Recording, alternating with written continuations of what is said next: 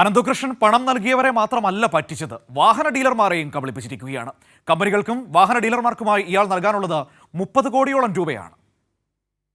പാതി വിലയ്ക്ക് സ്കൂട്ടർ നൽകാമെന്ന് പറഞ്ഞ് സാമ്പത്തിക തട്ടിപ്പ് നടത്തിയ മുഖ്യപ്രതി അനന്തകൃഷ്ണൻ വാഹന ഡീലർമാർക്ക് ഉൾപ്പെടെ നൽകാനുള്ളത് കോടികളാണ്. ലാപ്ടോപ്പും തയ്യൽ മെഷീനും നൽകിയ കമ്പനികൾക്ക് നൽകാനുള്ളത് കൂടി ചേർത്താൽ 30 കോടി രൂപയോളമാകും. ഇക്കാര്യം പ്രതി തന്നെ പോലീസിനോട് സമ്മതിച്ചു.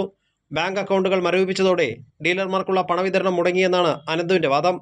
സ്കൂട്ടറുകളും ലാപ്ടോപ്പുകളും പതിവായി വാങ്ങിയ ബന്ധം ഉപയോഗിച്ച് വായ്പയായും ഡിസ്കൗണ്ട് നിരക്കിലും ഡീലർമാരിൽ നിന്നും കമ്പനികളിൽ നിന്നും സാധനങ്ങൾ വാങ്ങി.